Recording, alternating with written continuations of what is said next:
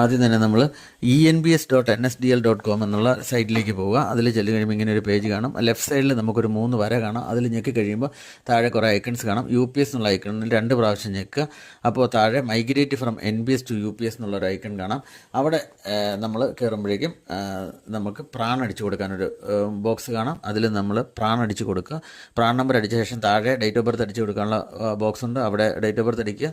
അതിൽ താഴെ request OTP വാങ്ങേണ്ടത് SMS ആണോ ഇമെയിൽ ആണോ എന്ന് കൊടുക്കുക. അതിന് താഴെ കപ്ചിക്ക ഉണ്ട്, അതൊരു ചോദ്യമായിരിക്കും. അവിടെ അതിൻ്റെ ഉത്തരം അടിച്ച് കൊടുക്കുക.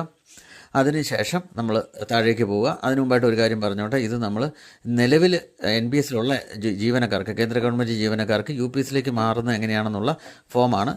അപ്പോൾ നമ്മൾ താഴെ പറഞ്ഞ പോലെ കപ്ചിക്ക അടിച്ച് കൊടുത്തതിന് ശേഷം താഴെ വെരിഫൈ എന്നുള്ള ഫോമുണ്ട്, ഒരു ബ്ലൂ ബട്ടണുണ്ട്.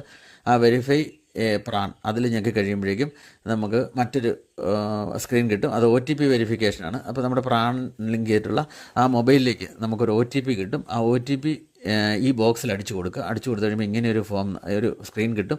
അവിടെ VID ബാർ ആധാർ എന്നുള്ളിടത്ത് ആധാർ നമ്പർ നമ്മൾ അടിച്ചു കൊടുക്കണം. ആധാർ നമ്പർ അടിച്ചു കൊടുത്ത ശേഷം അതിന് മുമ്പ് മുകളിലൊരു ബോക്സ് ഉണ്ട്, ഐ ഹിയർ ബൈ ഓതൻറ്റിക്കേറ്റ് എന്ന് പറഞ്ഞാൽ ആ ബോക്സിൽ നമ്മൾ ടിക്ക് ചെയ്യുക.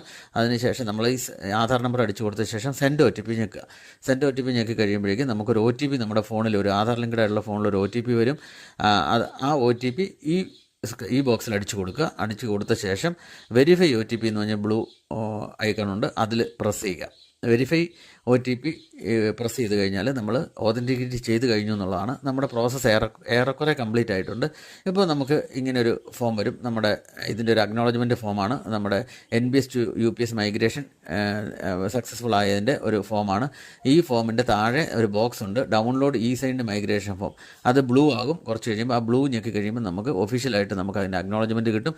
ഇത് നമ്മുടെ വെൽഫെയർ സെക്ഷനിലേക്ക് ഫോർവേഡ് ചെയ്യുമ്പോൾ നമ്മുടെ പ്രോസസ്സ് കംപ്ലീറ്റ് ആയി എന്നുള്ളതാണ്.